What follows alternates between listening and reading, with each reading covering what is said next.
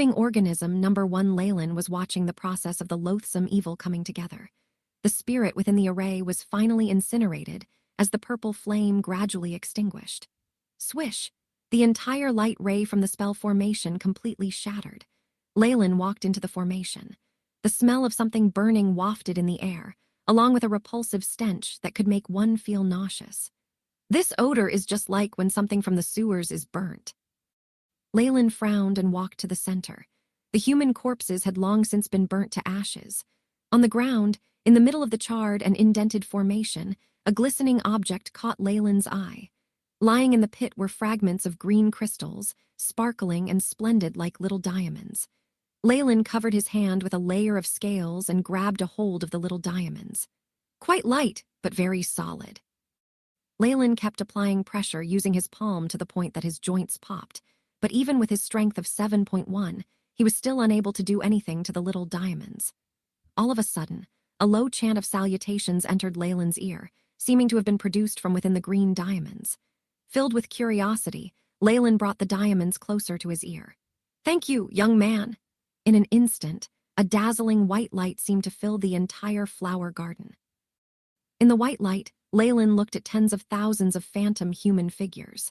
The countenances of these phantoms seemed familiar. They were the spirit bodies of earlier, but they had assumed their original form of a human. The phantoms were both male and female. Some of them were dressed like magi and acolytes. However, at this moment, they expressed gentle smiles as they slowly faded in the white light. Leyland looked at the surroundings. As if it was due to the death of the loathsome evil, the green-colored plague quickly retreated, once again revealing the flower garden. As for the spirit bodies from earlier, they had all disappeared without a trace, as if he were just dreaming. However, Leyland knew that he wasn't hallucinating. At this moment, the AI chip's voice rang out. "Scan complete. Item identified as spirit crystals. This is the essence remaining after the ignition of a huge amount of spirits." In ancient compendiums, these were one of the many favorite currencies that many experts in different planes liked to use. Spirit crystals, Leyland understood. He had heard about this item before, but only high-level magi could effectively use them. It was impossible for a mere rank 1 Magus to break the surface of a spirit crystal to extract a spirit's power from within. No matter what, it will definitely be useful in the future. Leyland picked up the green-colored spirit crystals littered on the floor, carefully placing them inside a small pouch. He even used a gold thread to seal the pouch, before placing it back in his robes. The green spirit plague had completely vanished. Many fine cracks that looked like lizards littered the black rock walls at the edge of the garden. Leyland walked in front of the cracks and gently knocked on the fractured wall. Crash! Numerous stones fell, and large clouds of lime were thrown into the air. There was a deep hole in the wall, which was flickering with pitch-black light rays. A black glint of light flashed through his eyes. He quickly plucked off a strand of his hair, and his mouth began to move as he chanted mysterious incantations. The long black hair fell to the ground and constantly expanded, eventually turning into something that resembled a black snake. This small snake had densely packed scales and a pair of red little eyes that looked like jewels. It was pocket-sized and did not look malevolent. On the contrary, it was rather adorable. The little snake first coiled around Leyland, hissing its tongue. It licked Leyland's shoes and then slithered into the pitch-black crevice. Leyland shut both his eyes, maintaining a connection with the little snake through a thread of spiritual force. Images and sounds were projected before Leyland's eyes. The lighting in the surroundings was very dim, but it wasn't a problem for the little black snake. Through the eyes of the black snake, Leyland could see that the interior of the crevice looked like an ore mine with huge amounts of roots creeping in the surroundings. The roots intertwined across the walls as if they were covering the surroundings of the cave like a fishnet. The little snake continued to traverse into the cave. After slithering for about a kilometer, the little snake reached a yellow tree root that was like a wall that blocked its path. This is a misleading mist tree root, an ancient defensive system to deter intruders. Leyland's heart was filled with glee. With the appearance of such a mechanism, it showed that he was nearing the experiment lab. "Intruder, answer one question of mine, or else you'll be ripped into pieces." From the large trunk of the tree, the face of an old man emerged.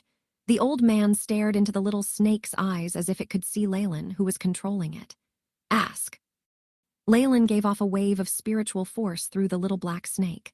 Please state your question. Leyland gave off his spiritual energy force directly through the black little snake. What has the face of a diamond, eyes like pearls, and in the winter the maker of this object gives it a chance to reincarnate?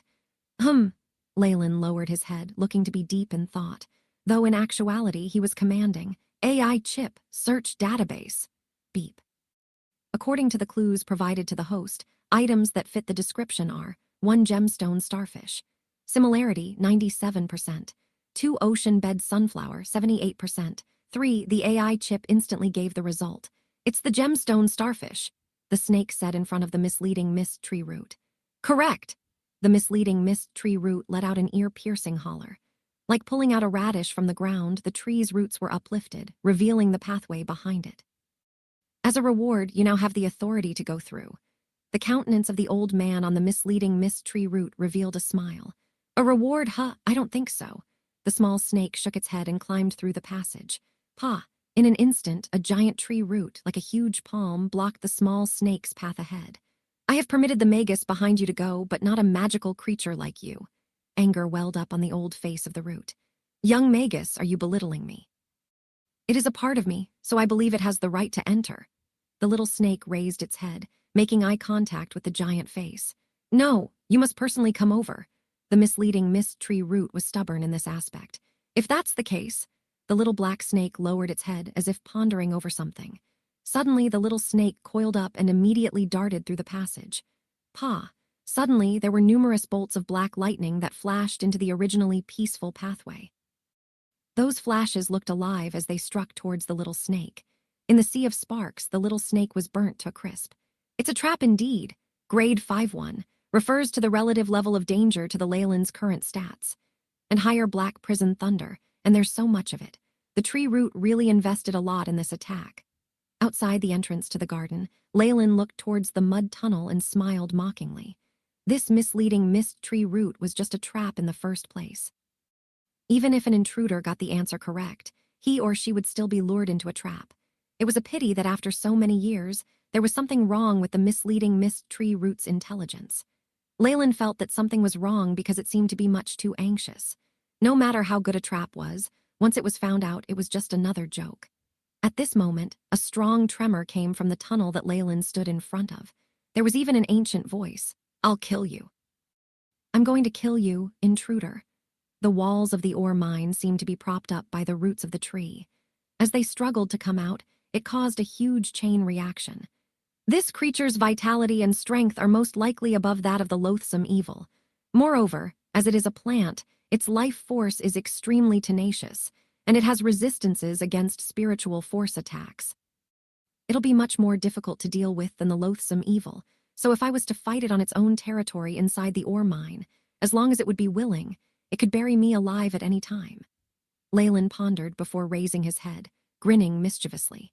It's a pity, however, that such a plant organism like that has a strong weakness to something I have recently developed in the lab. I'll use it now. Leyland took out a nitrogen crystallized test tube from the sack that he carried. There were no potions inside the test tube. There was only a black organism on the bottom with a pair or translucent wings as if it was an insect. After looking at this item, Leyland's expression became serious. I don't know if letting this thing out will be good or bad, but I have to give it a try, Leyland muttered to himself. This was an item that he had unintentionally created. Inside the test tube was a type of termite found only in the Magus world. Leyland had discovered it while getting rid of the pests inside the Four Seasons garden. As the sequence of genes was different from other termites, they were extremely strong, and hence were taken back by Leyland, who had later discovered a secret. These termites had an extremely strange gene that will exponentially increase their life force and reproductive capabilities. That speed was already beyond what was natural. Judging from Leyland's knowledge, this should have been made up of poisons and cells from another world. After many instances of failing, Leyland could only increase the abilities of these termites with the help of the microscopic capabilities of the AI chip, turning them into a weapon to deal with plant organisms. It seemed like now was the right time to use it. Come, let me see what happens when the strange items of the Magus world are coupled with modern scientific skills. Host is about to release living organism number 1, According to the settings, please input the parameters for self-destruction. At this time, the AI chip replied again. 5 minutes! Leyland put a thread of his spiritual force into the test tube, after which he put several drops of another red potion into it as if making his final preparations. After that, he looked at the shaking tunnel. The misleading mist tree root was still writhing around, trying to reach him. Enjoy your death now. Leyland sneered, opened the test tube, and directed the termite into the hole. Experiment Lab 1 AI chip. Record the data and create a folder on the experiment's results. While Leyland released the termite, he pressed on his temple with one of his hands, making a bright blue light shoot out from his eyes and shine directly into the hole. Under Leyland's observation, the termite directly climbed on top of a tree root after being freed. The termite was like a speck of dust compared to the enormous misleading mist tree root, so it didn't arouse the attention of the massive tree. Living organism number 1 showing violent growth and starting to propagate. In the graphic shown by the AI chip, the termite, which was represented by a red dot, stayed on the yellow-brown roots for a while, before its life force began to increase tremendously, turning into a bright crimson-red dot. Furthermore, many small dots began to appear in the graphic, scattering throughout the roots. It seemed to have a domino effect. When the red light intensified, it grew from covering a root to instantly covering the entire wall and drew close to the misleading mist tree root. What is this? Arg! Following which, the misleading mist tree root screams could be heard throughout the garden. Leyland could still hear the dense, hair-raising, terrifying screams while he was at the entrance of the hole. As for the termites, they had now filled the entire body of the misleading mist tree root. What seemed like billions of termites began to open their incisors and mercilessly chomped down on the roots. Within only a couple of minutes, the misleading mist tree root was riddled with holes. The misleading mist tree root's screams become weaker until it finally came to a stop. Buzz, buzz. The sound of flapping wings could be heard. A large cloud of termites was seen flying out from the hole. They were like locusts, devouring the remaining plants in the garden. After devouring all of the plants, the flying termites began to buzz in fury. Alert! Alert! Intense energy waves emitting from the organism's spiritual force. Previously inputted spiritual force has failed, termites entering a frenzied state. As the AI chip called out, all of the flying termites began to mysteriously stop as they turned to Leyland, looking at him with bloodshot eyes. As expected, impromptu experiments are always filled with surprises. However, it's a pity that time is up. Leyland was smiling. When the AI chip's countdown timer of 5 minutes reached 0, all of the termites, which were still flaunting their might, fell to the ground, losing all signs of life. In the blink of an eye, there was a thick layer of termite corpses on the ground. This was the security system that Leyland had inputted. It seemed to have an excellent effect. These things are filled with unknown characteristics. It seems that I'll still need a lot of experiments on it before I can use it practically. After which, Leyland picked up several of the termites' corpses to keep as specimens, before walking into the mud tunnel, which had mostly collapsed. Very soon, he came to where the misleading mist tree root originally stood. It was a pity, however, that it was now only filled with mud and the remnants of a husk. All traces of the huge tree root's countenance had also disappeared. A lot of effort must have been put into this trap. Leyland looked at the black tunnel that the misleading mist tree root had used as bait. The inside of the tunnel was littered with many charred termite corpses. From the looks of it, they didn't die from the self-destruction coded into their genes, but from the trap laid inside the tunnel. As for where the misleading mist tree root once stood, there was another bronze-colored path. The pathway seemed to be formed using ceramic. It looked extremely crude, but had a unique, good feeling about it. As for the path, there was even a line of ancient Byron characters. Tunnel to Experiment Lab 1, top secret, only authorized personnel allowed. The blood-red words made Leyland shudder. This material. Leyland touched the bronze-colored ceramic wall. He felt that the material used to make this wall was extremely sturdy. Also, it gave him a similar feeling to the blood-sobbing alloy inside the Dylan Gardens. They were both used to isolate spiritual force energy waves. If this is really what I think it is, the item that is locked in here must be remarkable. The insecurities in Leyland's heart reached the max. He cocked his head and pondered, not daring to enter recklessly. Instead, he found an empty space and took out various items from his robes, creating a strange formation. The appearance of this formation was extremely strange, looking like an inverted J afterwards. Leyland also carved a similar rune on his robes. It seems that I'm really fearful of death. Leyland's insecurities lessened after arranging the formation. He mocked himself as he entered the tunnel. The bronze-colored pathway wasn't long, and Leyland quickly reached its depths. There was a small hall, and in front of it there was a black metal door, which was extremely tall and over 4 meters wide. On the metal door frame, there were various magic runes with the words Experiment Lab 1. Supervisor, Edward, written on it. The words on the metal door were obviously very old, as there was some dust on it, and it looked slightly beaten. When Leyland was in front of the doors, 2 figures entered his field of view. After seeing them, Leyland took the initiative to go forth. Old Devil and Jay, where's Brass Ring? The Old Witch and Jay were the ones that had appeared in front of Experiment Lab 1, while Brass Ring's location was unknown. We stepped into a trap set up by the ancient Magi that caused us to become lost. In the trap, every time when we thought our partners were beside us, we had actually been separated and had gone further apart. The Old Witch replied, when the trap activated and the 4 of us entered the different pathways, I was met with a sound illusion that was arranged by the ancient Magi. After an intense battle, I found this place and met up with Jay. Her experiences were similar to mine.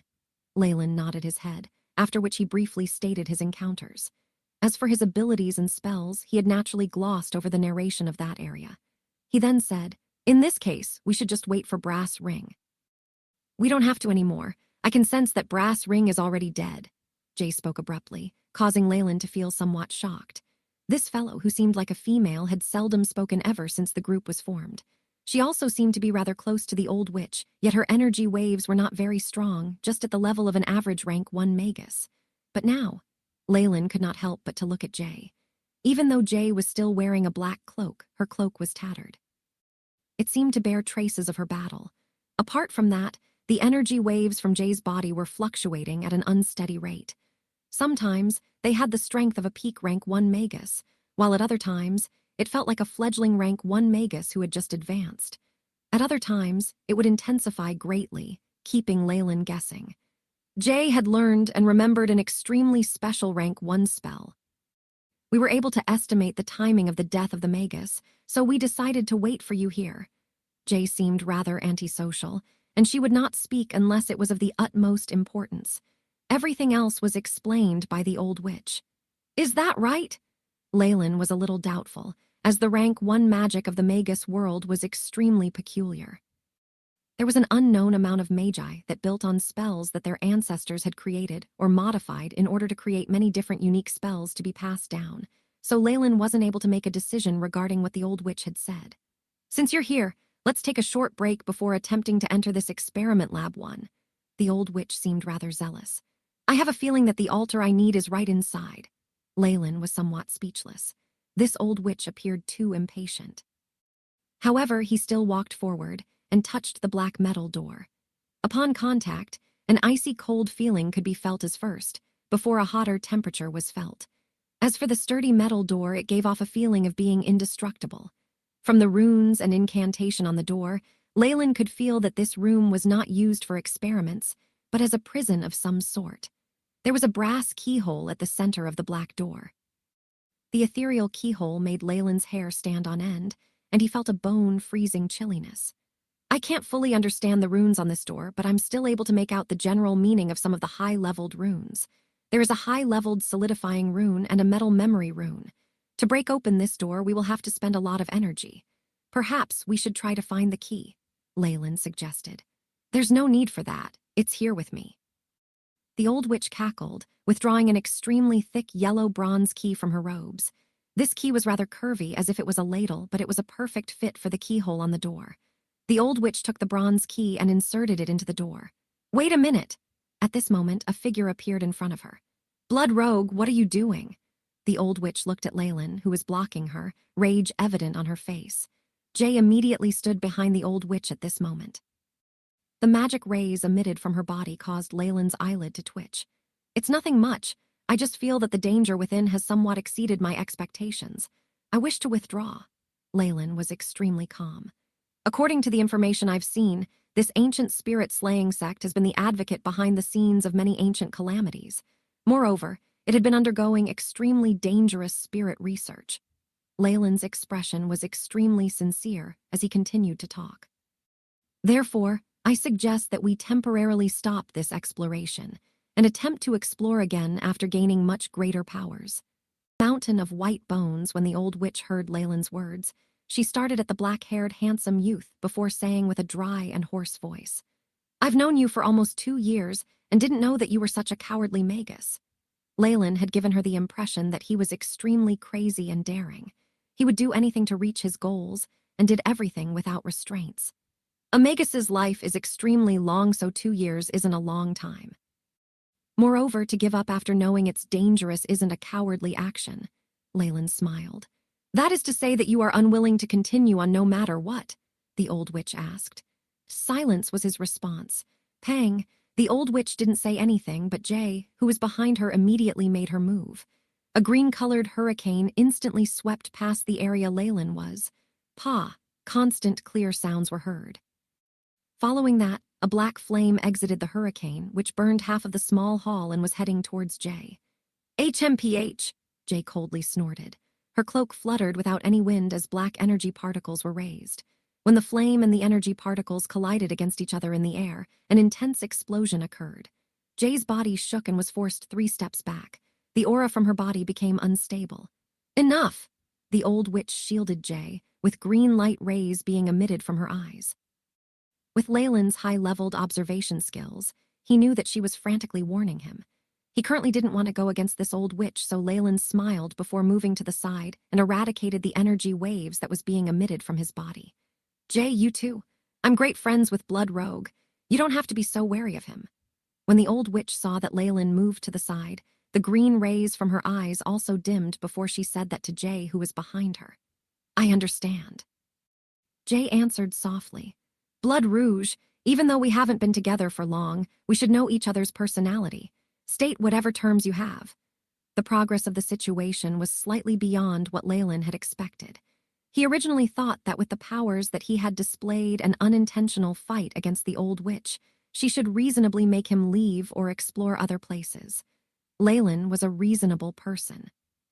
He knew that the experiment lab was dangerous, and there wasn't anything worth his attention, so he naturally didn't want to risk it. However, currently, the experiment lab one obviously needed his help in opening, or to get there, so the old witch had to lower her temper. "To prove your sincerity, you've to firstly give me the second half content on the data regarding the compressing spiritual powers." Leyland straightforwardly stated a condition. "No problem." The old witch tossed a green leaf towards Leyland without a single thought. When Leyland caught it, the AI chip pointed out that it had received a lot of information and images. From the AI chip's judgment, this data should be the remaining portion of the data she had given from before. "I shall also include this. How is that? Will that suffice you to risk yourself?" When the old witch saw that Leyland had caught up in muttering to himself irresolutely, she tossed a black bag at him. "These items can also tempt some of the peak rank 1 Magus and has high success rates. What do you say?" Leyland opened the bag and looked slightly moved. Following that, he looked at the old witch. "I'll accompany you and risk my life with you on behalf of these 2 years of relationship. However, if I find that something is wrong, we'll retreat straight away and I won't continue to participate in this in the future." "That's naturally the case," the old witch agreed. After that, she walked past Leyland to insert the bronze key into the lock. Clang, dong, clang, dong. The sound of gears turning could be heard as the old witch turned the key. The sound was weak at the start, but it got stronger after that. Finally, the entire hall was filled with sounds of gears coming into contact with each other. Creak. Streaks of cracks appeared on the black metal door. After a few cracks appeared, it rapidly segregated into countless little black metal pieces. The black metals flew to the sides, revealing the scene of the experiment lab 1.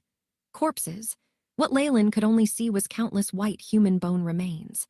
The densely packed bones were layered, forming a small mountain of white bones. After that, a rotting odor that had been there for many years, accompanied by the scent of death, rotten flesh and negative energy particles that were so dense and couldn't be separated, turned into a black wave rising forth towards the 3 of them. This was the experiment lab 1 inside the secret plane of the ancient spirit slaying sect. It actually formed a scene of the massacre of numerous people. A black light flashed from Leyland's body to confront the huge, energy-filled wave, making him happily gulp in a few mouthfuls of air. This was the best environment for someone like a dark magus that specialized in the cultivation of darkness energy particles. Not only would the consumption of his spiritual force and magic power were lower when casting his spells in this environment, but the degree of power his spells could produce would be slightly stronger. As expected, it's the same as the records. The old witch and Jay were already prepared as they opened a scroll, where a fiery red shield enveloped them. The ash-colored negative energy particles constantly surged against the exterior of the shield, but they were burned out by the fire energy particles. Once the wave had receded, the old witch seemed to not have sustained any injuries. She currently was just staring fixatedly at the mountain of white bones with excitement shown in her eyes. According to the information recorded, the altar I need is at the summit of this mountain of white bones. The old witch climbed up, using the white bones as her path. Crack! The white bones that had existed for an unknown period of time crumbled into powder under her steps, forming an extremely thick layer. Leyland and Jay followed slowly behind her. While Leyland walked, he fiddled with the bones on the ground. Even though many bones had utterly rotted, there were still some complete bones. Currently, Leyland was detailedly observing a white bone that was slightly thicker than the ones in the surroundings. From the shape of this bone, it should be human's right thigh. Leyland gauged the weight of the bone in his hand. It's very heavy, and this bone clearly had transformed, as this isn't something an ordinary person will have. AI chip, investigate its content. A faint blue light was emitted from Leyland's eyes. Beep, beginning sample data collection and comparing the carbon elements within the bone. The AI chip gave its answer. This right thigh bone is from a person of the night rank. Its age is about 53-41 years. The night rank? Leyland surveyed his surroundings. At the bottom of this mountain of white bones, its perimeter was the largest and had the most number of bones, but the majority of them were ordinary human bones. There were very few night-ranked bones. Following the climb up, there appeared to be night-ranked bones everywhere. Leyland even found a Grand Knight's bone. When they were halfway up the mountain, it was completely filled with Knight and Grand Knight's bones. There were even some Acolyte's bones. A Magus's body had a certain concentration of radiation. It was easy to see that even from the bones. The old witch and Jay were indefinitely bewildered from the start and took in a cold breath after seeing these bones.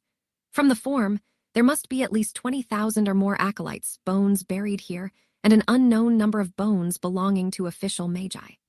Leyland released the breath he was holding.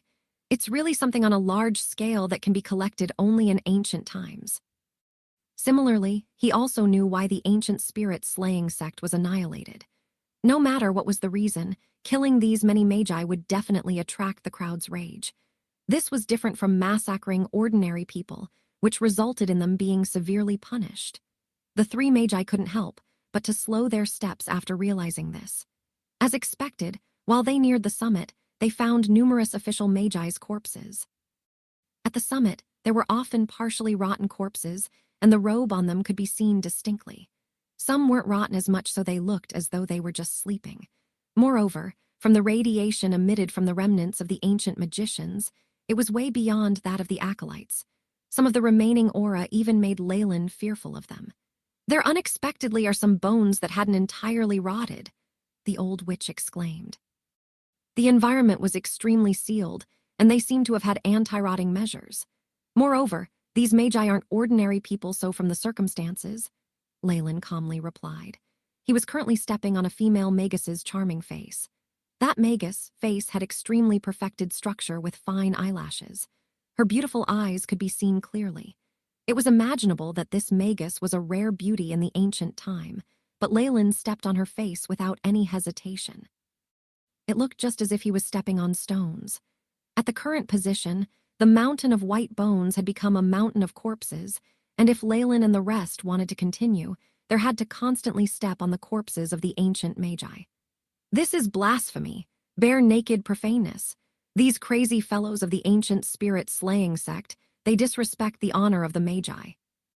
It was beyond Leyland's expectation that Jay, who was the most antisocial in the group, was the first to condemn their crimes. That's right. However, in ancient times, power decides everything. These Magi were caught by the ancient spirit slaying sect, so they had to bear with the outcome, Leyland said.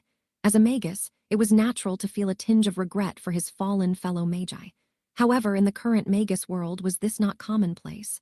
"Stop bickering, we're here."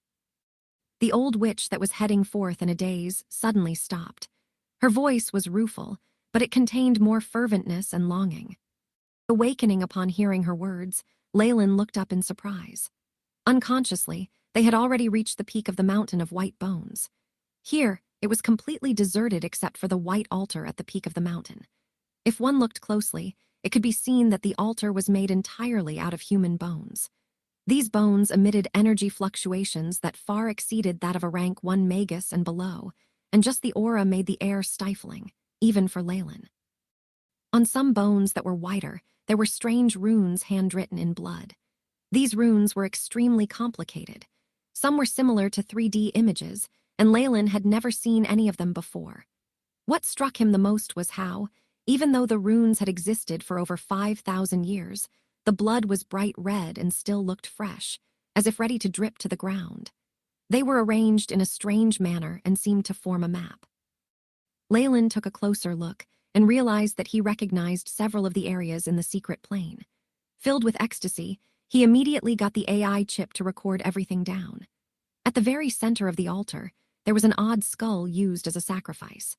The skull was similar to that of a human-esque skull, but on the cranium, there were 2 black, bent horns like that of a goat. Also, in the middle of the 2 horns, there was a small round hole that seemed to serve no purpose. "Is this the spirit altar you were looking for?" Leyland glanced at the old witch, but her eyes were already fixed on the altar. She was murmuring words in a language that he did not know, and seemed to have forgotten about the existence of the others with her. What made Leyland more surprised was Jay, who was beside him.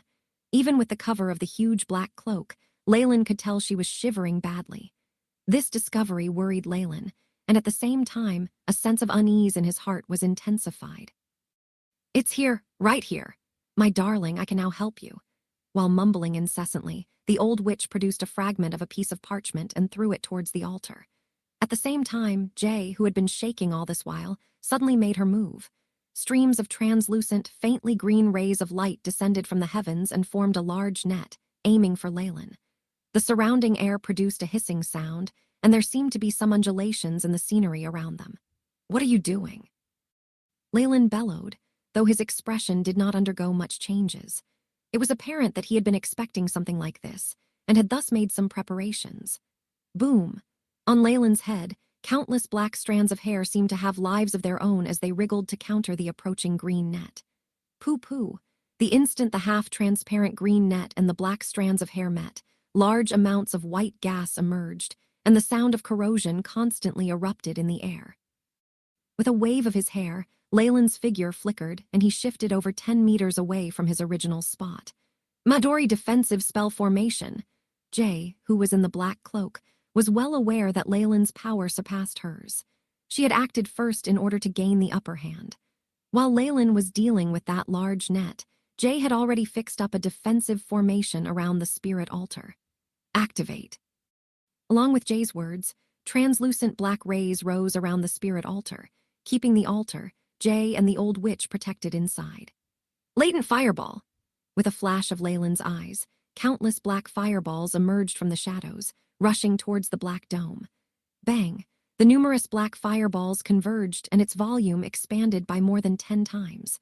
With the added bonus of Leyland's elemental essence conversion of 70%, its might had become exceedingly horrifying. Under this level of attack, an ordinary Magus, innate defensive spell would be completely destroyed within seconds. The black flames spread, and even with Jay within the dome trying her very best to maintain it, it was still vibrating vigorously as if on the verge of breaking. However, Jay was unperturbed and chanted a few incantations. Buzz, buzz. From the bottom of the altar, a circle of black light emerged, merging with the defensive spell formation. Pang. With the addition of this circle of light, the entire defensive spell formation immediately became more radiant. Its color was black to the extreme, and it was almost impossible to see the figures behind the formation. Flames from the latent fireball burnt at the surface of the dome for over 10 seconds. But when facing the reinforced defensive spell formation, they could do little but succumb and disperse. This Seeing how Jay seemed to be able to take advantage of the powers of the laboratory, Leyland hastily moved a few steps backwards. The old witch was sure to have hidden a lot of information from him. Thinking back to the spirit explosion that she had previously used and what had happened with the loathsome evil, Leyland was certain that the old witch had found out about these ruins much earlier, contrasting with what she had said. She must have already reaped a bountiful harvest from within the ruins before this expedition. Give up! This is the core of the secret plane. After borrowing a portion of its strength, it's impossible to break through this defensive formation unless your power has reached such heights that you're able to destroy this entire secret plane. From within the black dome, Jay's faint voice was transmitted over. However, there was no hint of joy in her gaze, and her eyes were not on Leyland, but rather on the witch. There were dozens of complicated emotions on her face: anticipation, joy, and also fear. Upon coming into contact with the altar, the yellowed, fragmented piece of parchment burst into flames. These flames were a light yellow and extremely pure. They started off as small as a bean and gradually crept to engulf the entire parchment, the flames turning light blue. At the same time, the altar seemed to come to life and began to tremble. From the gaps between the bones of the altar, fresh red blood trickled down. Dark rays were emitted from the eye sockets of many skulls. Old witch, you'd better calm down. It's obvious that there's an extremely strong and evil being trapped within the altar. I don't care if you made a pact or some contract with it, but the strong won't bother making transactions with the weak. Outside the spell formation, Leyland recalled what he had seen and hastily spoke. Of course, I know what's in there. I knew about it 157 years ago. If not for it being in hibernation, and the conditions to awaken it being too harsh, I would have summoned it a long time ago. As long as I summon it, I can. The old witch's facial muscles twisted, her expression crazed as she gestured wildly. This exposed her knowledge about the ruins. You need to think this through. This is an evolved being that escaped out of the loathsome evil's body and is much more sinister and vicious. It's something the likes of you definitely can't control. As Leyland persuaded her, he'd already left his original position and backed away to where they had climbed up, a ring of darkness energy particles around his two legs. I know better than you how vicious it can get. Even though I can't control it, I know how it was assembled, and basically everything there is to know about it. As long as we give enough offerings with the power of this spirit altar, I can definitely. Her eyes were crazed as she spread out her arms and yelled, "Come out! The collective body of vengeance, the manipulator of spirits and bodies, the supreme king, Gargamel." Gargamel? Leyland's heart lurched. Before he had come here, he had seen plenty of records regarding the ancient spirit-slaying sect and naturally knew about this Gargamel. It was a being that the sect had worshipped. They believed that a spirit was the last resting place for all beings, and the Gargamel was the one in charge of all these spirits. It was apparent that this was a Gargamel that had already taken shape after the ancient spirit-slaying sect's immense efforts in cultivating it. However, for some reason, this Gargamel had been sealed here by the magi of the sect. The old witch had obviously received the inheritance from the ancient spirit-slaying sect and obtained many benefits. She had also been working hard to unseal the Gargamel. Leyland believed he had a rough understanding of this whole situation. The black ring of light around his legs flashed, and wrapped in energy particles, his body's speed reached its limits, and he instantly disappeared away from the mountain. Even though he had no idea why the old witch had swindled him and brass ring into coming here, it definitely wasn't anything good. Leyland felt it was better if he retreated as soon as possible. As long as he was out of this secret plane, even if the old witch and Jay attacked together, Leyland was certain he could take care of them. A smart move, but it's a pity that it's too late. Jay, who was nearby, gave a low sigh. At this very moment, the piece of parchment on the altar had already been burnt to ashes, and with a cry from the old witch, streams of black gases streamed out of the gaps within the bones of the altar. Weng Weng. An ancient devil was awake once more. An aura that caused one's heart to palpitate in fear arrived on top of the mountain of white bones. Ice cold. Evil. Leyland felt as if he had returned to his childhood, powerless while surrounded by a group of direwolves. He hated being made aware of how fragile his life was. Just with the leakage of this aura, the secret plane vibrated slightly. A vast amount of black gas converged and gradually solidified, forming a gigantic, translucent figure. The figure brought the skull on top of the altar to its face, treating it as a mask. Its two completely red eyes seemed to be looking down on every one of the magi present as if they were mere ants. Leyland's heart plummeted, and he could not gather any strength. "Jik!" The black figure bellowed towards the heavens. With the tremendous sound waves, the black defensive spell formation that had caused Leyland much trouble instantaneously gave way, and the old witch and Jay were forced aside from the pressure. Pooh. As the old witch flew backwards, mouthfuls of blood spurted out like water gurgling in a spring. "Please accept our offerings," Jay, who was at the side, suffered quite a deal from the energy waves. However, she was still better off than the old witch and was somewhat able to stand. Observing these circumstances, she was partly kneeling in a bizarre position, while tossing a severed Magus head in front of the black shadow. "Brass ring!" Leyland's pupils contracted as he recognized whose head it was. It seemed that Brass Ring didn't die because of the secret plane's mechanisms after all, but was instead ambushed by the old witch and Jay. Right now, Leyland stood to the side with cold sweat forming on his body, not daring to move an inch. Although the black shadow atop the altar didn't look his way, he could clearly feel an extremely vicious and unyielding spiritual force completely locking him down. Leyland had a premonition that if he took a single step forward, he would be struck by the full power of the Gargamel. Asterisk crunch. Crunch. Immediately after receiving the head of Brass Ring, whose expression still held traces of disbelief, the black shadow put it into its mouth and started to chew. An absolutely horrifying grinding noise could be heard reverberating from the top of the skeleton mound. "Jai jai!" After the black shadow swallowed the head whole, it gave off a sound of satisfaction. Moreover, a scarlet tongue licked its lips, apparently with a desire for more. "Ah, a spirit that fulfills the conditions. State your wishes." An ancient and cryptic voice sounded directly into Leyland and the others' consciousness, spoken in a language Leyland had never heard before. Strangely, Leyland could understand the meaning of each word that was being spoken. "I want," Jay slowly opened her mouth. "Let my daughter Jay come back to life. Give her a new body filled with life." The old witch, who had fallen to the side, suddenly grew frantic. As she threw herself in front of the Gargamel's shadow, "If you can fulfill my desire, I will pay any price necessary."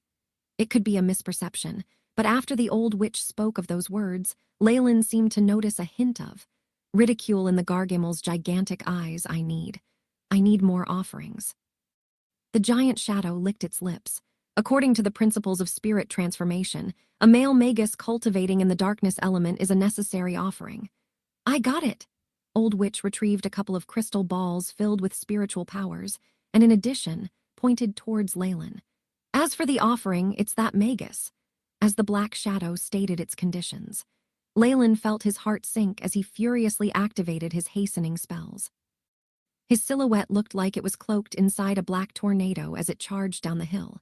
However, the speed of the black shadow Gargamel was far beyond Leyland's expectations. Facing Leyland's escape, the black shadow simply extended a translucent palm and grabbed. Screech. Whoosh. The black tornado was torn apart, revealing Leyland's body. Leyland felt like the air was instantly solidifying, and that it was constantly pressing in from all four sides. In an instant, a band of silver light descended from the sky and coiled around Leyland's waist. From this band of light emerged an enormous amount of tyrannical spiritual force. The quality of this spiritual force was higher than anything that Leyland had ever encountered before. Just a tiny bit was enough to completely shatter his elemental essence converted spiritual force. The spiritual force was a fundamental part of a Magus, and was also the primer for casting spells. With spiritual force having been shattered, Leyland naturally could not cast a single spell. The silver band of light retracted, and Leyland was forced to follow its movements to ultimately arrive in front of the altar. Swish, swish, swish, swish. 4 black shackle-like tentacles emerged from the altar and bound Leyland's limbs tightly together. The present Leyland's body was spread eagle as he was presented to the black shadow Gargamel. Spiritual force materialization. This evil spirit Gargamel must be at least at the level of a rank 2 Magus. Leyland's face was deadly pale as his mind raced, trying to gauge the strength of the black shadow. At the same time, the AI chip was operating at full speed in order to calculate the energy that the Gargamel was emitting, and from there, predict its stats and weaknesses. Spiritual force materialization was an advanced technique that only rank 2 magi were qualified to practice. Spiritual force lacked shape or substance, and the various colorful spells that Leyland had seen were actually just the appearance of elemental particles that were in the air. As for the spiritual force, it acted as a catalyst and initiated the process of casting spells. However, all of these things could not be observed with the naked eye.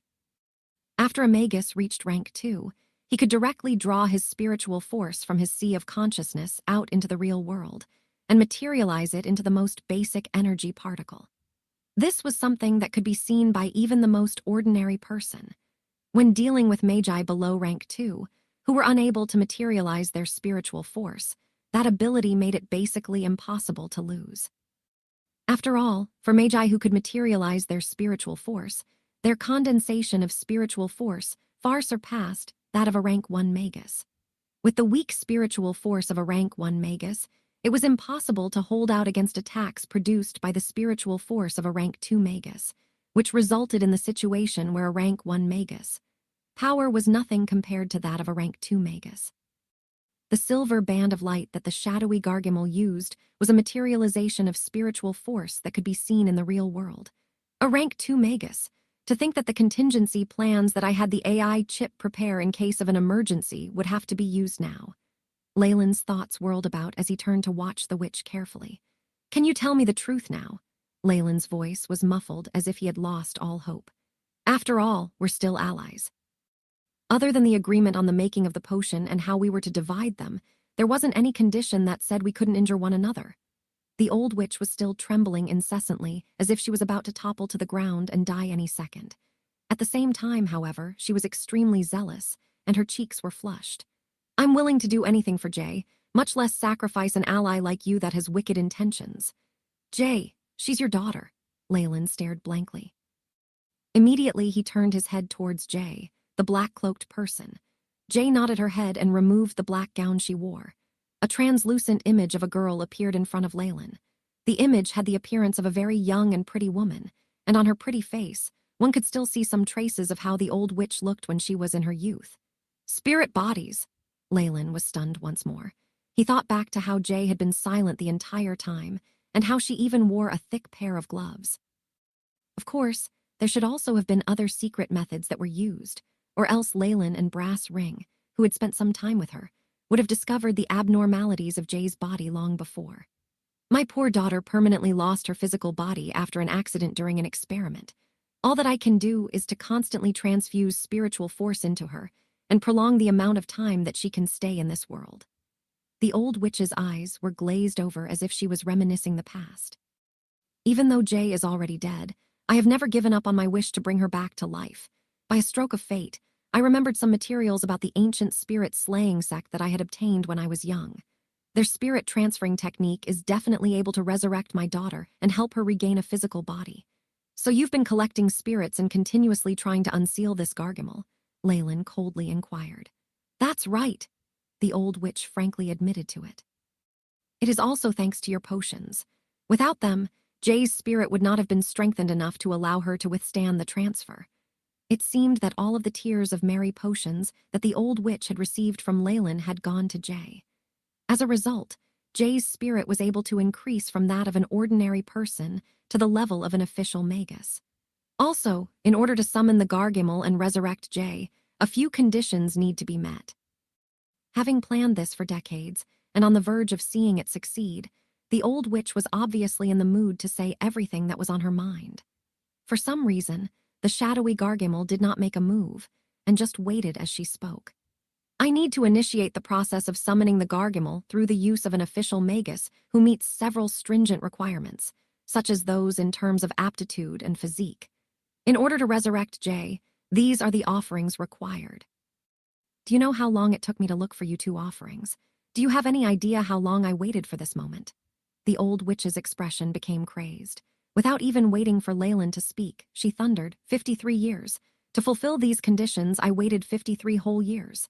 In these 53 years, my darling Jay suffered a lot. Sob, sob. At the climax of her narration, the old witch's tears flowed down her face, while Jay stood silently to one side. All of my efforts have been rewarded. Now my beloved daughter, Jay, will be resurrected. Leyland silently listened on. Now all was clear to him. Leyland was not angry about the fact that he and Brass Ring would be offerings. He'd never thought himself to be treasured by the heavens, where he would somehow be able to profit from unfortunate situations or turn misfortunes into blessings.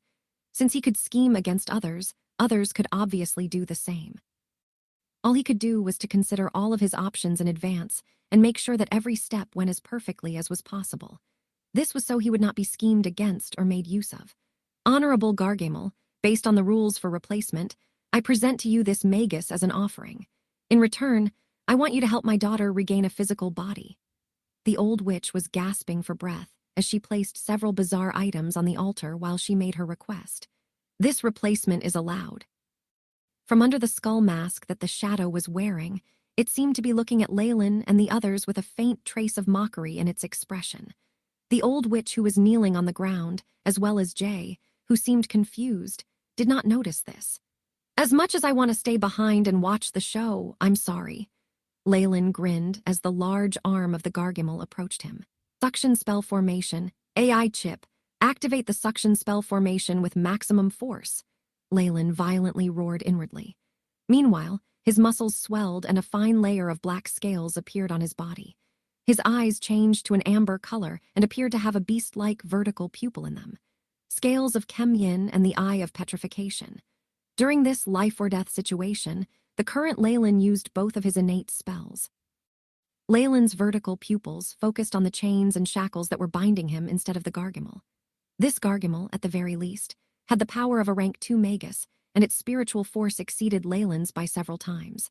Using the Eye of Petrification on it would not be enough to close this difference in strength, and even if Leyland got closer and used the Eye of Petrification on him, it would still only cause him an unfortunate consequence. The Gargamel would devour his spirit. Pa.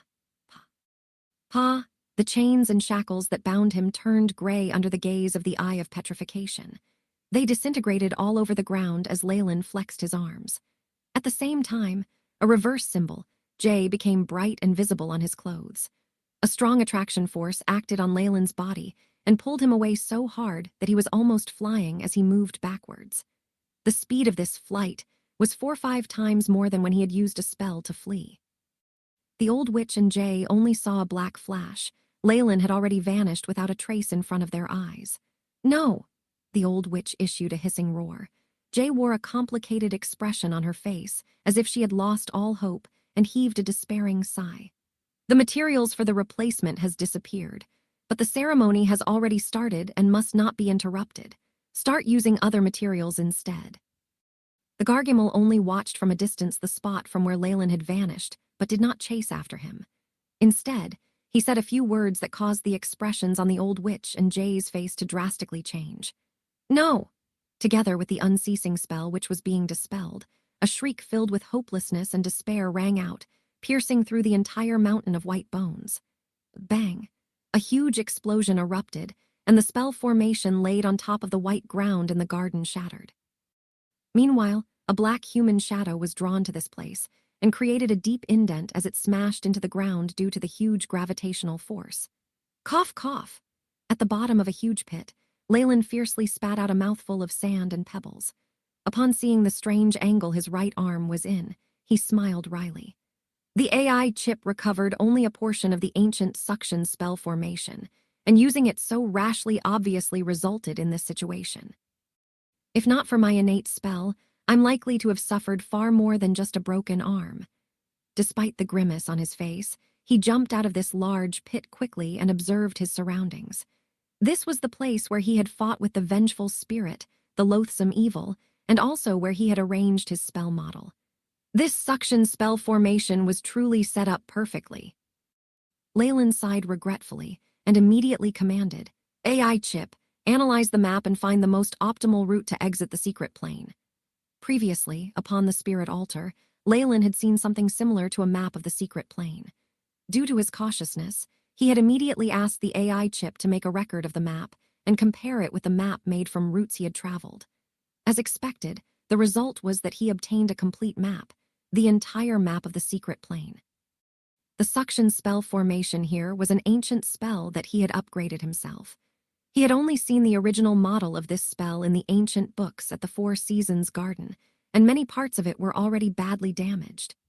Even with the AI chip's help, he only had one complete portion, which only held 30 to 40% of the original power of the spell formation.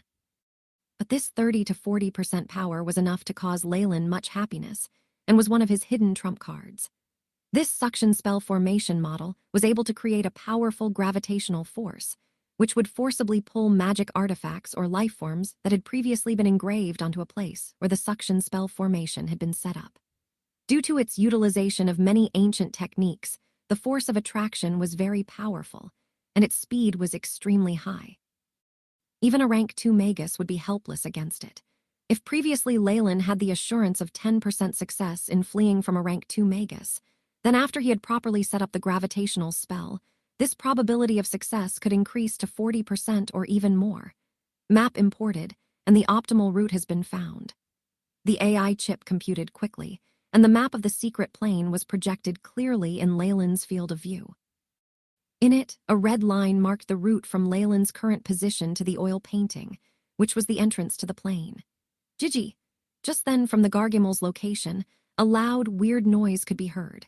Then a black shadow became larger and finally unfurled itself within the sky. Crash! It was as if the entire sky in the secret plane had been ripped apart, exposing a pitch-black hole, and many blood-red lightning bolts and thunder hacked at this black shadow. The shadow wore a strange skull mask and struck out at the constantly roaring lightning and thunder. The repercussions of this fight caused everything to be turned to dust wherever it landed, and the battlefield slowly expanded, reaching to the location where Leyland was. Run! Seeing this apocalypse-like scene, Leyland did not think for long and immediately broke into a run. On the way, the ground began to split open, and many trestles and stone sculptures fell to the ground. This scene was as if the world was ending. Leyland ran with lightning-fast speed, and his body was constantly covered with the scales of Chemian. At high speed, all that could be seen was a long, black afterimage. Swish! Leyland quickly passed through a metal tunnel, and ahead of him was a dead end. A thick layer of metal had completely sealed this passage, but Leyland's expression did not vary in the least. Flickering constantly, he rapped at a few points at the wall. Rumble, rumble. Along with a loud noise of a machine, the metal in front of Leyland split open with a deafening mechanical noise, exposing a silver passage. Written in the ancient Byron language was a sign on one side of the tunnel that read, "Tunnel made for emergency exit, specifically for lab employees." Leyland's blue eyes flashed, and without hesitation, he rushed through this passage. The silver passage quickly flashed past Leyland. Immediately, the AI chip's voice intoned, causing Leyland's footsteps to halt. Discovered hidden compartment.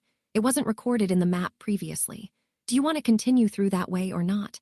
Hidden compartment, and the map on the spirit altar did not have a record of it. The level of secrecy of this compartment must be very high. Leyland glanced at the passage behind him with concern, sprinted forth, and a small door suddenly appeared on the silver wall. The room behind the door was very narrow. It was a compartment of a few square meters in area, and at its center was a very simple and mysterious ancient spell formation. This spell model was built entirely using a black stone, and on its surface were all kinds of symbols which Leyland could not understand. All around this spell model were tall obelisks. Leaning on one of the obelisks was a corpse. This corpse was wearing a black gown that was lushly and delicately embroidered. More importantly was that even after such a long time had passed, the clothes still had a bright and beautiful luster. This definitely was a very important person. Seeing this corpse, Leyland inwardly exclaimed, "AI chip, record the patterns on the spell model." Leyland issued an order, then he crouched down next to the corpse and began fumbling about its clothes. Some miscellaneous items and a torn diary made of parchment paper fell into Leyland's hands. The spell model's formation and the runes have already been recorded. After hearing the AI chip's intonation, Leyland immediately left the secret compartment. All of these took place in less than 15 seconds of time. Leyland tapped on another wall of the secret compartment, then he quickly ran away. And behind him, with a rumbling noise, the secret compartment door closed and a white light was emitted throughout the entire passage. Nobody could tell he had been in there. Rays of bright sunlight shone down. It was already daytime in the small town, but because of the old witch's potion, the populace was in a state of deep sleep. This situation had already been discovered by the surrounding villagers, and the rumors spread about very fast. Of course, due to the fact that there were limitations in communication and reasons of time, the extent to which these rumors were spread was very small and did not attract the interest of even an acolyte. Now, the small town gained the reputation of being a ghost town. At the end of the passage, the oil painting emitted a silvery light. Then this light turned brighter and brighter and finally revealed the entrance of a passageway. Whoosh! From this entrance emerged a black shadow in very sorry shape. Leyland used his left hand to wipe his cold sweat and turned around to see the passage to the secret plane. That was way too dangerous. If not for the defense mechanism that the Magi of the ancient spirit slaying sect set up for in case the Gargimmel lost control, I wouldn't have been able to get away. To say that the Gargimmel was very powerful was not a lie. The current Leyland was definitely not its match. The being formed from the gathering of evil souls were simply insane. They were known for their temperamental nature, and Leyland wanted nothing to do with such terrifying and dangerous entities. Latent fireball. After looking at the entrance to the secret plane, a flash of determination passed through his eyes, and he threw black fireballs at the entrance, thoroughly destroying it. Although there were many good things inside this secret plane, but when compared to his own insignificant life, Leyland certainly knew which he would prefer. And compared with the fact that the Gargimmel could come out at any time to finish him off, the other items inside the secret plane at once became dispensable. Leyland looked at the surroundings, and after removing all traces of his having been here, he departed from this place without looking back. And if the entrance was not destroyed, then the Gargimmel could come out from within the secret plane. Leyland estimated that, with the strange and savage power of the Gargimmel, it could immediately find the weak point of the secret plane and tear it apart and escape. But by that time, Leyland would be a long distance away. What did this have to do with him? Furthermore, in the entire Magus world of the South Coast, Leyland was not the only Magus around. For instance, the head of the night lighthouse that he had met earlier was more than capable of suppressing this Gargimmel. Emergency situation, the speed at which Leyland escaped was extremely quick, and after just half a day, the tall, thick walls of the nightless city were within sight. At this point, his right hand had already completely healed. The frightening vitality of a warlock was proving its worth. Only after entering the nightless city did Leyland breathe a huge sigh of relief. The Gargimmel was the result of the concentration of evil intentions by the ancient spirit slayer sect. Although it was unknown why that Gargimmel had been sealed there by the Magi of the sect, based on the calculations from the battle with it, Leyland could say that this monster's strength was equivalent to that of a rank 2 Magus. Although Leyland couldn't hold his own against it, there were a couple rank 2 Magi in the South Coast that could. At the very least, the leaders of large-scale Magus organizations and powers definitely had at least this level of power. At that moment, within the nightless city, the trading center of the South Coast, there were quite a few Magi with this kind of strength. Leyland was sure that if the Gargimmel were to chase after him, the nightless city was sure to have the means to stop it. However, he had another plan in mind. The old witch was trapped in the secret plane together with that terrifying culmination of evil. From the looks of it, her chances of survival were meager. However, it was a fact that she held the position of elder in the dark Magus organization that Leyland was affiliated with, 1,000 Meddling Hands. Her status was obviously higher than that of an average member, and she was also able to contact the hidden rank 2 Magus heading the group. With her death, there would be loose ends that needed to be tied up. If possible, Leyland would obviously want to take possession of everything the old witch owned. In a light Magus organization, this would naturally be impossible. However, in the case of 1,000 Meddling Leaves, as long as he revealed a bit of his might, it would be enough to subdue the ambitious Magi who wished to take over this position. "Hello, is this Leyland?" At this moment, a secret imprint that resembled a four-colored ring emerged from Leyland's waist. A man's voice was transmitted from it. "Hello, Lord Descartes." Leyland could make out the owner of this imprint. It was the head of the potioneering team, Descartes. His tone naturally became respectful. Previously, all of the missions that Descartes needed Leyland to complete had been issued to him by Leyland's current leader, Martin Uff. The secret imprint seemed to have had some sort of interference, and I couldn't contact you at all. Did you go somewhere far away? Descartes' questions were transmitted to him from the secret imprint. Yes, I'd accepted a friend's invitation to explore a small ruin. Leyland's answer was half true. No wonder. Many of these ruins left behind by Magi will automatically block out all forms of communication. In there, a secret imprint is merely a useless decoration. No matter if Descartes actually believed him or not, the voice from the secret imprint sounded convinced. "My apologies for making my lord worry about me. Might I ask what you require of me?" Leyland was puzzled as he spoke to the imprint. "Yes, there's something that I need. A few elders and the head have issued orders that Four Seasons Garden has entered the highest state of alert. All Magi will have their vacations canceled. Upon receiving this message, you must report to the headquarters within 24 hours. All who do not do so will be viewed as traitors and will be punished by the law enforcers." Descartes broke out the earth-shattering news. "What?" Leyland was in shock, causing him to take a few steps back. The Four Seasons Garden wasn't stupid, and issuing such an order could only imply one thing: something was going to happen to the entire South Coast. "I'll be there in time. Can you tell me what has happened?" Leyland sucked in a few breaths of air and calmed himself down before inquiring. "The whole situation is a little complicated. You can ask Martin about it when you're back. There's only one thing I can tell you: war. A war is approaching. I don't have any more time left. Just remember to come here as quickly as possible.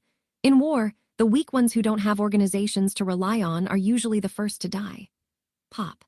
With his last word, the secret imprint dispersed into countless bright sparks, drifting through the air around Leyland. Descartes sounded serious, which caused Leyland's heart to sink. When compared to these strong organizations, the conflict at the abyssal Bone Forest Academy was but a small matter. To have caused the Four Seasons Garden's potioneering team had to be so flustered, there was only one possibility: that an incoming war was going to rock the Magus world. Leyland suddenly remembered some information about Magus history. After the ancient times had passed, it was the current period. During this current period, two huge wars had occurred. These two events had affected the Magi, and basically all species in the entire South Coast. The Magi suffered massive casualties, and the humans were obviously more affected, with numerous empires annihilated. These two wars were named the First and Second Great Magus Wars. Now, it seemed the Third Great Magus War was about to begin.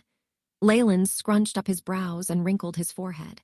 For him, it was entirely possible to accumulate information and resources, and with the AI chip, he would be able to constantly break through his bottlenecks and improve further. As a result, Leyland had hoped to be able to develop in a more peaceful and stable environment until he would reach a bottleneck. In the previous Great Wars, acolytes were cannon fodder.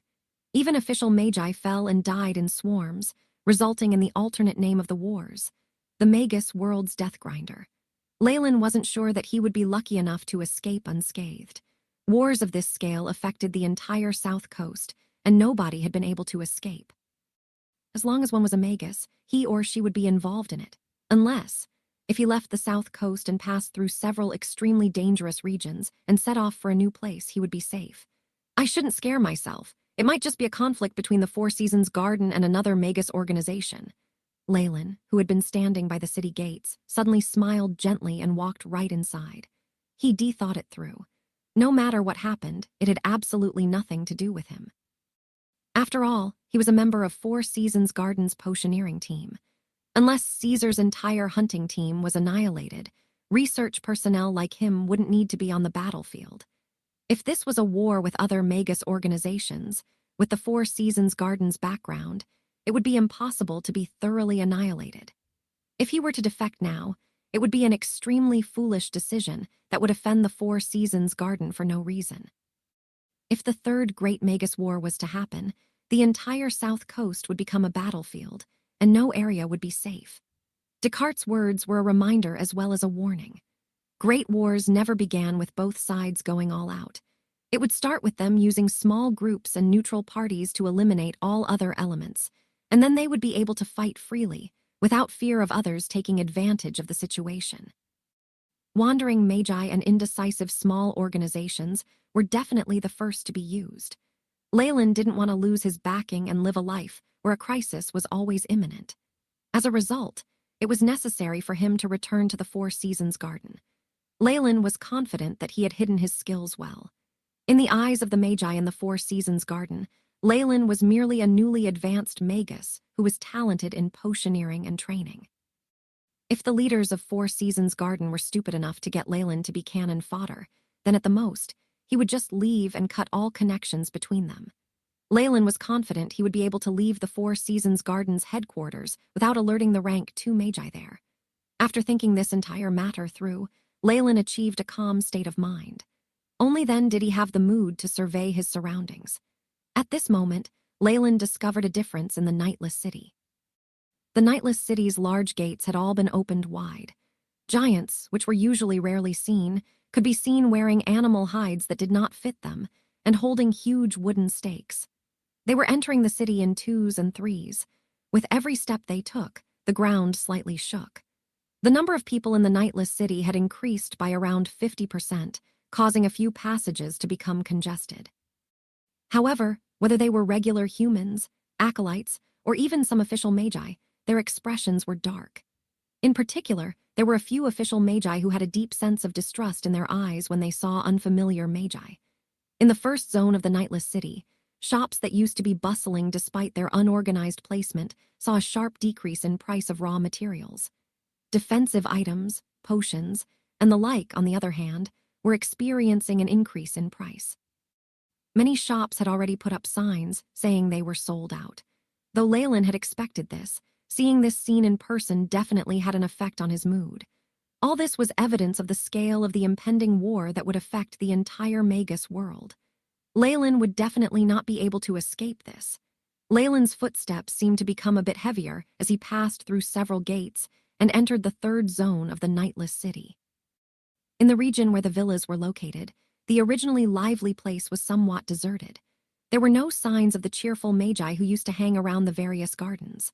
Several flowers that used to be tended to in the flower terrace were listlessly lowering their heads, with some even showing signs of wilting, which gave off a bleak atmosphere. "Master!" Once he returned to his own villa, Damien, the level 3 acolyte who worked as his butler, welcomed him. "I'm fine." "Did anything strange happen in the Nightless City recently? Tell me everything you know," Leyland immediately asked while he threw his cloak to Damien. Yes, Damien was just about to do so. There was a worried expression on his face. A day before, rumors about the start of a third Magus war started spreading around the Nightless City. At the beginning, nobody took it to heart, but as time passed, the fact that no organization stood up to refute this claim has Nightless City in a frenzy. Branding experiment, Damien expressed a slightly apprehensive expression. Many magi simply left. Huge numbers of people are in the streets buying items to increase their powers. It's as though they are trying to use up all of the magic crystals at their disposal. That strange phenomenon only gradually abated after the public center dispatched people to patrol the streets. Moreover, your good friend Magus' crew also moved out this afternoon. Before he left a message for you. What message? The night is approaching. Be careful in everything you do. Damien said something that sounded like a proverb. What does that mean? Leyland frowned. When did that crew start to like being a prophetic Magus? The things he says are never clear. Leyland pondered for a moment and finally told Damien, from the information I've gathered, there will probably be a relatively large war that is imminent. Even though he already had some guesses, when Damien heard this information, his body trembled uncontrollably. He was originally caught and became a slave because of a war. Even though he was under a spirit branding, that bitter experience was just like a brand that was deeply engraved in his memories, making it impossible for him to forget. That's right, call number 1 to 5 over here. Leyland casually instructed Damien, who rapidly suppressed his shaking body and withdrew at an extremely fast pace. After a few minutes, 5 armored grand knights with greatswords appeared before Leyland and knelt to perform a perfect knight's greeting. Master! The extremely thick armor didn't affect their movements in the slightest way, and every movement of those 5 people carried a killing intent. It could be seen at a glance that they were strong veteran grand knights that had experienced countless battles. You may rise, Leyland commented softly as he looked at those 5 people. They were naturally the 5 grand knight slaves that he had purchased at the slave market in addition to Damien. With the spirit branding, Leyland could order these 5 grand knights to die, and they would obey without any hesitation. They originally had names, but for convenience's sake, Leyland gave all of them new names with numbers, starting from 1 to 5. Leyland had put in considerable amounts of effort on the 5 grand knights. He constantly fixed their conditions during the past year.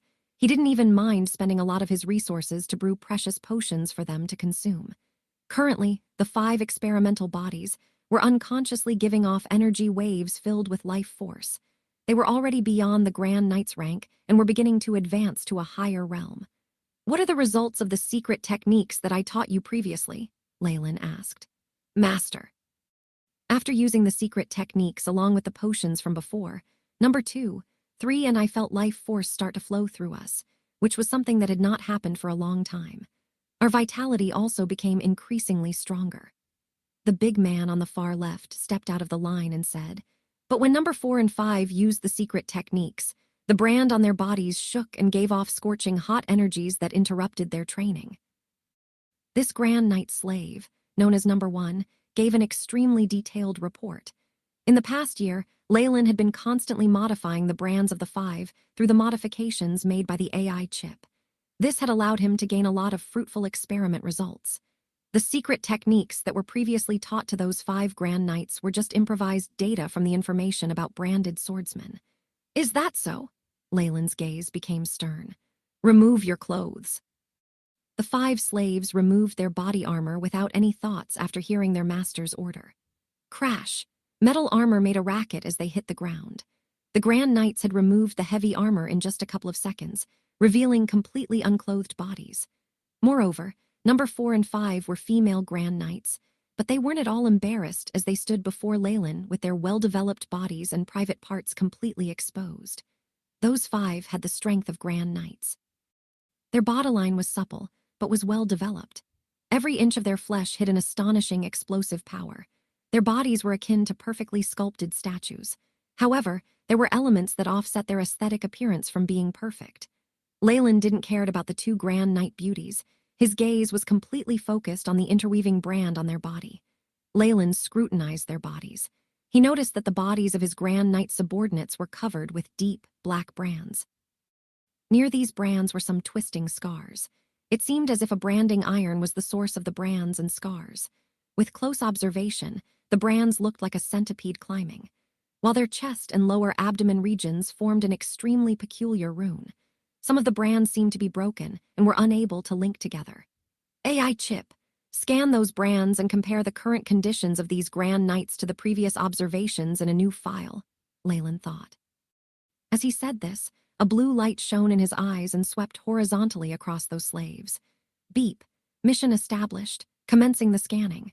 The AI chip followed the tasks that Leyland ordered.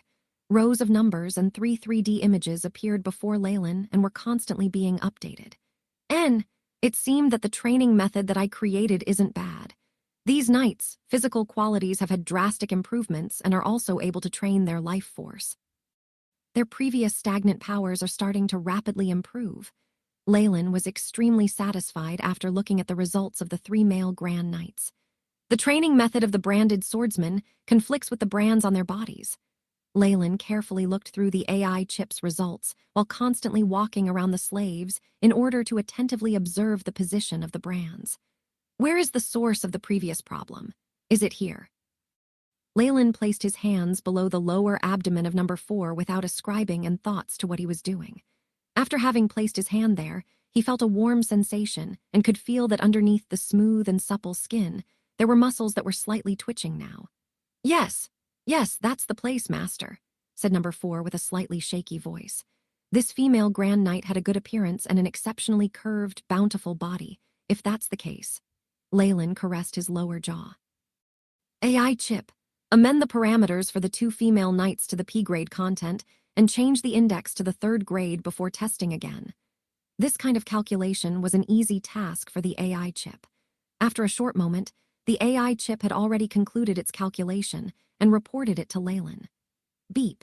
According to the calculation, the brandings of the swordsmen are different for males and females. The markings must follow a carved inscription. After looking at the AI chip's conclusion, Leyland's expression did not change since he had expected such a result. So it really was the case. Croft had gotten hold of a part of the branded swordsman information, but there is an extreme lack of information concerning the brandings. The runes inscribed on males had been deduced by the AI chip. Moreover, those marks aren't suitable for females, which resulted in the 2 female knights being unable to train. It seems that I must purchase a large quantity of male Grand Knight slaves to try to create a branded swordsman, Leyland planned to himself. To him, using males or females didn't have any differences. He just needed to head to different sections of the slave market for them. However, regarding the most crucial rune inscriptions for the branded swordsman, he could only amend the model to suit males. While it was not impossible to create something out of nothing for a female version of the model, it would take a lot of time. Leyland didn't want to spend the AI chip's precious calculation skills on this matter. Since this is the case, there's only one troublesome problem in manufacturing branded swordsmen, which is the problem in combining the markings' powers. Leyland rubbed his lower jaw with flames burning in his eyes. The ancient branded swordsmen were similar to the bloodline warlocks and elemental bards, which were among the stronger professions of the sub-branch of the Magi. Their specialties were their physical defense and offensive powers, which were regarded as their enemies' nightmares. Moreover, the combination of the branded swordsmen and magicians was an eternal nightmare for many worlds. If the branded swordsmen could perform crowd control, then the Magi behind them would have the time to prepare the formidable power of magic in order to change a given situation. Moreover, the power of an official branded swordsman was equivalent to that of at least a rank 1 Magus. Leyland just needed to form an army with branded swordsmen. The quantity didn't need to be large. 20 of them would be sufficient.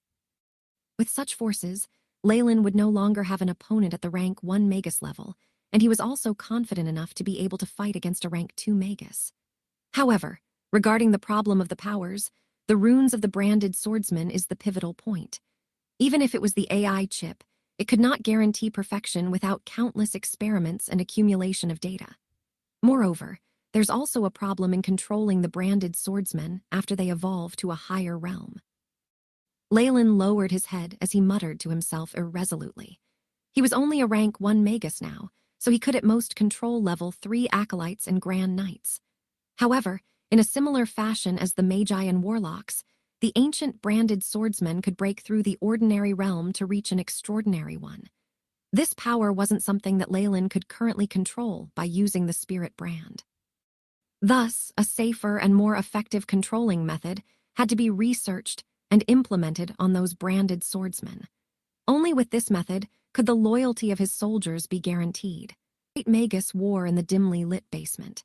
A faint red ball of light floated in midair, constantly emitting blood-red rays of light, which caused the lighting of the basement to be slightly gloomy and gave off a horrifying atmosphere. The previous Grand Knight, number 1, was lying flat on the enormous white metal experimental table. His eyes were tightly closed, and his eyelids were constantly moving, as though he was being tortured in his dreams. Moreover, the black brands on his body seemed to be alive, constantly lengthening and shortening as it wiggled. Moreover, it slowly protruded from his skin, giving off dark red rays of light as he breathed. The ancient branded swordsmen used the magic runes and arrays crafted onto their bodies to enable them to store the world's natural energy particles into their body. Those particles could also be completely released during critical moments, turning into a terrifying spell. Moreover, the branded swordsman's physical abilities were far beyond the limits of ordinary people, reaching an unfathomable stage because a large amount of energy particles constantly reformed their bodies. Currently, it could be said that Leyland was the top person in the South Coast regarding the knowledge of the branded swordsman. With a white scalpel and tweezers in his hands, Leyland finally looked at number 1, who was still unconscious. Even though I'm slightly eager to gain instant benefits, I can't consider it any further. Leyland sighed as he said that. He still needed to get numerous results from the experiments conducted on the 5 Grand Knights using the AI chip in order to gain accurate parameters before he could inscribe the final energy pathways. However, time was pressing. The news concerning the war's imminence had arrived so suddenly that it messed up most of Leyland's original plans. Initially, Leyland was certain that he would make the second transition in his bloodline by the time the branded swordsman's experiment succeeded. At that moment, with his increase in power, it wouldn't be impossible for him to battle against a rank 2 Magus. A rank 2 Magus was at the level of the principal of the Abyssal Bone Forest Academy, who possessed great magical powers. If he could calmly wait and silently accumulate power, Leyland could quickly reach the peak domain that the majority of rank 1 magi couldn't reach in their entire lifetime. However, everything was in ruins due to the dreadful news of the war. At this moment, all Leyland could do was quicken his research in hopes that by the time the war came, he could produce branded swordsmen. He didn't expect them to have the full might of the ancient branded swordsmen, but possess at least 50–60% of their original power, which would be sufficient to ensure his life during the chaos of the war. Leyland took a deep breath after he sorted through his thoughts. At that instant, he completely calmed down, dispelling all distracting thoughts from his mind. An indifferent light flashed past his eyes as Leyland carved at number 1's chest with the assistance of the AI chip. Roar. An enormous venom wyvern, accompanied by a distinct loud cry, dove down from the sky. It abruptly spread its wings when it was a couple of meters above the ground. Whoosh! Enormous green wings covered the sky, casting a large shadow on the ground. After spreading its wings, the enormous venom wyvern's speed of descent drastically decreased, entering a gliding state. After gliding for a couple of meters in the air, it steadily landed on the Four Seasons Garden's general headquarters, landing pad. Bang! The enormous bestial claws collided with the platform. When those sharp claws contacted the floor with such a large amount of momentum, it left several meter-deep markings. Swish! A Magus who was wearing a white robe embroidered with plants directly jumped off the back of the venom wyvern. Lord Leyland! The surrounding Four Season Garden acolytes hastily went forth to bow to him.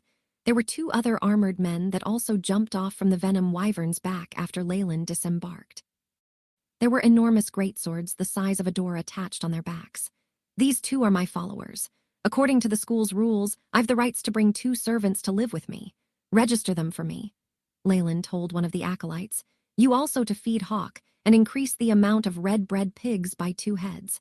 It recently entered a state of binge eating prior to maturity, so it requires a lot of food.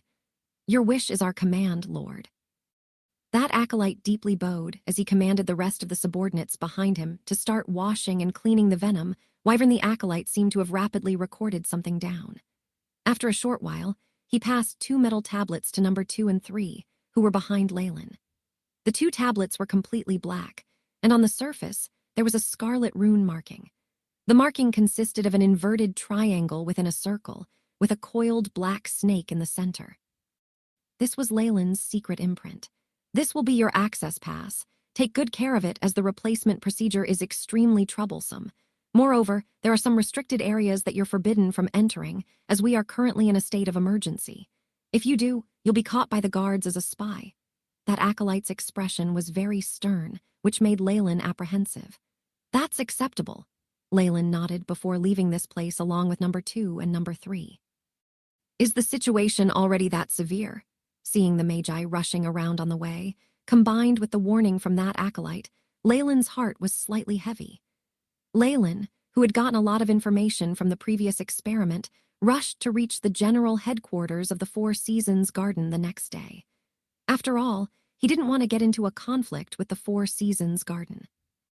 While he was still conducting experiments regarding the branded swordsman, he had brought number 2 and number 3 with him to make some adjustments to them, using the result from experiments conducted on number 1. Currently, Leyland had a higher understanding in his research on the branded swordsman. Under the calculations from the AI chip, number 2 and number 3 would definitely become good assistants for Leyland after they became branded swordsmen. Leyland had made great progress regarding the problem in controlling them. He used the white termite as the main ingredient to make modifications to the 2 Grand Knights, and used potions to increase the degree to which the brand was carved into their spirits. He should be able to control their consciousness to make them completely enslaved under those 2 control measures. As for the Grand Knights number 4 and number 5, they were completely crippled, as the branded runes on their bodies were not compatible with them. The branding of runes wasn't like drawing, where you could just erase your mistakes. Runes would be forever carved onto the body, and would also reside deep inside the spirit, forming a connection. This was the only way that the branded swordsman could activate the natural energy particles. Since it was Leyland's first time operating, and he was lacking in experience and information, he had already carved the wrong runes onto the previous 2 female Grand Knights. Currently, there wasn't a way for Leyland to erase those runes, so they would forever lose their chances in improving and would stay at the rank of Grand Knight for the rest of their lives. Leyland would naturally not bring those two burdens with him. He had instructed Damien and the two female Grand Knights to defend his villa in the Nightless City as a future supply base. Truthfully, Leyland was still in the darkness regarding the information of the war. He knew that war was imminent, but didn't know why it was occurring. Who were the opposing forces? Everything was shrouded from him. However, seeing how the Four-Season Garden was acting as though it was going to meet a formidable enemy in combat, he could guess that the enemy, this time, wasn't a simple one. Information gathering was one of the reasons why Leyland decided to come to the general headquarters of the Four Seasons Garden. After arranging for the two Grand Knights to stay at the residential area of the Four Seasons Garden, Leyland briskly walked to the main lounge of the potioneering team. It was rare for the two mischievous stone statues to not be creating trouble, so Leyland passed through them quickly. Creak! When the door opened, the lounge was still as flourishing and vast as before. A long, white birch table and chairs were orderly arranged. There was a white tablecloth on the table, on the side of which delicate flowers had been stitched. Different teams in the potioneering team sat at their respective positions and constantly chattered among themselves. The only difference, this time, was that the table wasn't filled with food, but was instead occupied by various documents and crystal balls that were being perused for information. The master's position in the lounge wasn't filled. It seemed that Descartes must have been busy and couldn't come here for the time being. Leyland surveyed the area and found where Martin's team was. When he met Martin for the first time, that old fellow was positioned extremely far from the host's position. However, now that Leyland had joined and completed some missions, that old man's position had moved quite a bit forward. This was something that Martin had constantly bragged about to everyone. However, even though he was sitting here, the excitement of being in this seat couldn't cover the worry expressed on Martin's face. After seeing Leyland, Martin's wrinkle-covered face displayed a smile. "Leyland, over here!" He pointed to the seat beside him. Leyland smiled, and after greeting the few magi that he knew, he walked over to sit beside Martin. "I'm really glad that you could make it. You should know that due to this dreadful war, our tasks have become much more arduous." Since they were extremely close to each other, Martin started to express his complaints to Leyland. "Sorry, I'll definitely work hard in the potioneering aspect, so can you tell me the details regarding the war?" "I was previously exploring before I received the Lord Leader's secret imprint, so I'm currently still at a loss as to what is happening." Leyland's face showed a textbook example of confusion. "Oh, look at my manners." Martin patted his large forehead. "Which part shall I start talking from?" Martin stroked his beard and expressed a pondering expression. "To be honest, the source of this battle is related to the previous two Magus wars," Martin commented slowly, his expression becoming serious. "Eternal River Secret Plain, Leyland, did you know how the two great Magus wars began?" Martin suddenly asked. "It seemed to be because of the differences in values between light and dark magi, as well as some anticipated benefits." Leyland combined the factors he had read about in books and added his personal take on it. "Benefits. Everything was for the sake of benefits." Martin waved his hand, his expression increasingly agitated. "Saying that there was a difference in opinion is just a superficial reason, but when it comes down to it, it was all for benefits. When I find out who said this, I'll copy it down and engrave it in my room." Martin quickly proceeded. "In reality, no matter if they were light or dark magi, they were on the path of pursuing the truth. As long as they were not obstructed, no matter which areas the light magi occupied, or what massacres the dark magi were responsible for, the magi couldn't care less. The real reason for the two great Magus wars was to obtain resources. The meager resources in the south coast were not enough for the many of the magi here." Leyland listened quietly as Martin explained the truth behind the great Magus wars. At this moment, a cold smile emerged on his face. The so-called Great Magus Wars were actually just for the sake of obtaining more materials, which were not even abundant in the first place. It was a battle started by the highest tier of magi on both the light and dark magi's ends, and was a way to clean up the Magus world. After the war, there were massive casualties on both the light and dark magi's sides, and the remaining resources were enough for the magi who had survived to advance. This is how the generations of families came to be on the south coast. As Martin was narrating, Leyland saw a rare look of heartache on his face. From the looks of it, Martin did not approve of these methods and reasoning, and it was highly likely that he was somehow directly affected by the wars. Leyland immediately thought back to his previous world. In his previous life, the fall of any empire was said to be caused by corruption and an incompetent monarch, amongst many other things. The way Leyland saw it, the real reason for their fall was due to benefits and resources. In ancient times, the land was the base of life. As time passed, the population rapidly grew, and since there wasn't family planning, people kept on having babies and used them for manual labor. That was the norm. With an increase in population, but with the same amount of land available, not everyone was able to own land to support themselves. For this reason, the entire empire naturally declined.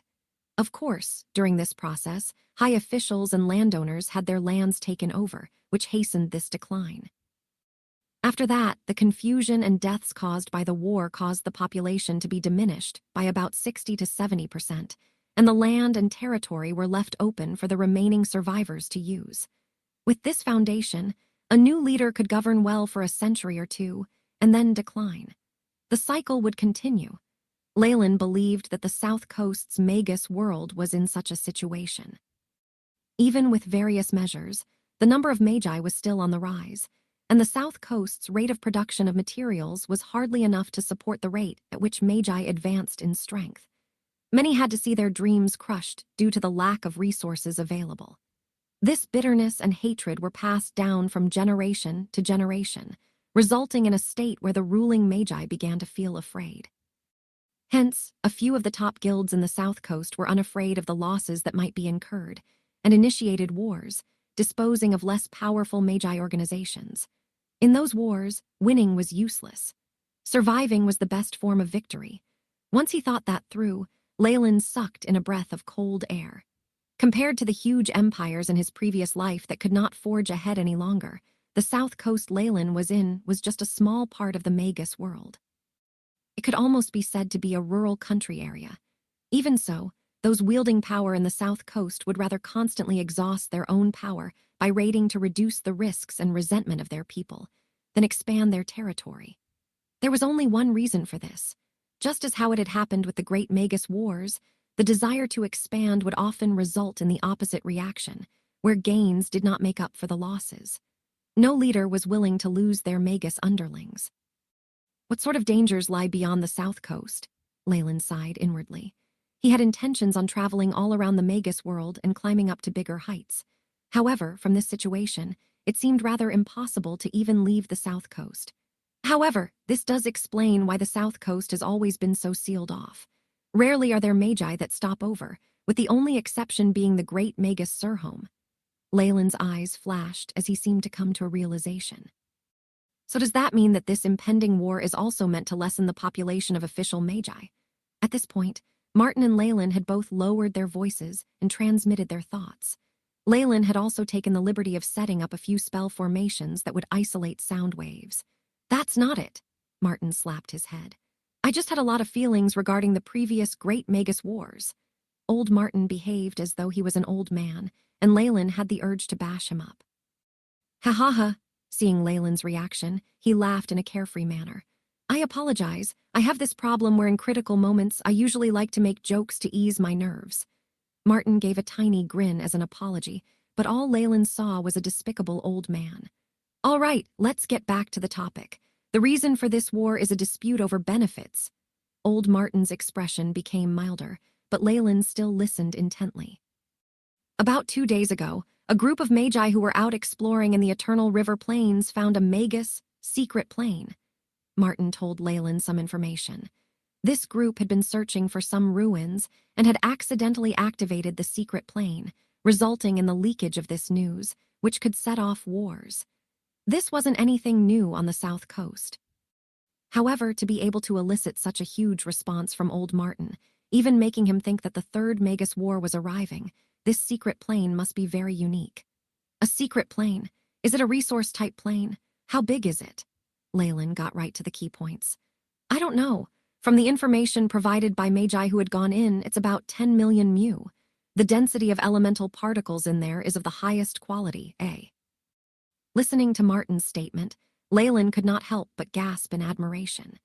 Even a large-scale light magi organization like the Four Seasons Garden only had a secret plane the size of a little more than 1,000,000 mu. Just from the site of exploration, the secret plane was already much bigger than what the Four Seasons Garden possessed. Such a huge benefit was enough for the peace-loving light magi, who were usually buried in research, to covet and be willing to kill to obtain the secret plane. Worst of all, such a huge secret plane has a large number of entrances.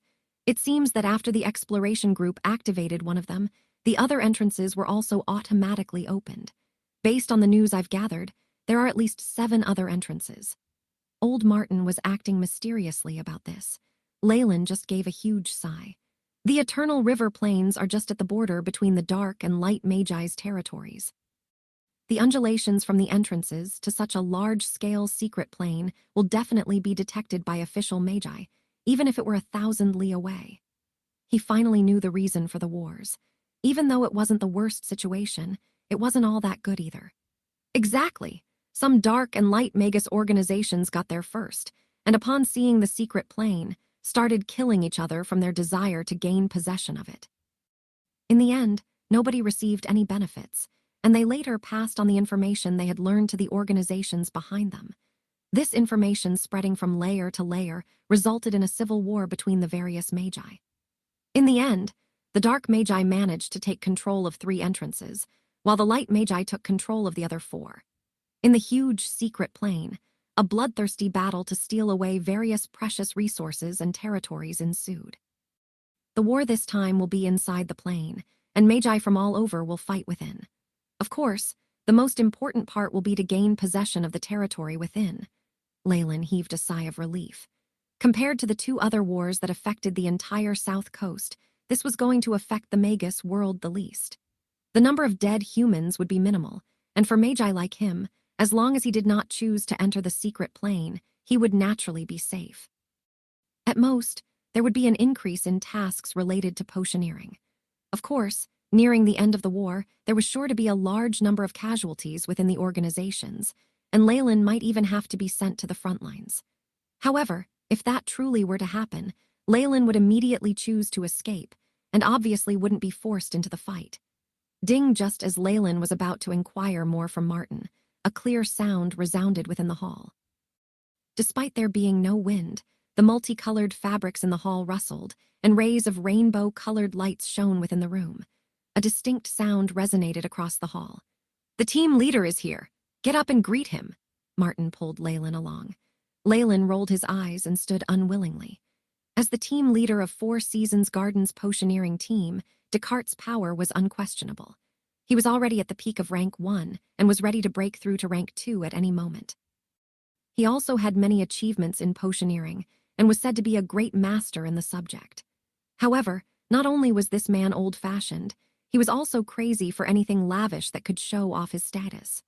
As a result, this person who liked to have dinner with his underlings, have conversations and issue missions in the stately, formal hall, could not tolerate the slightest bit of rudeness towards him.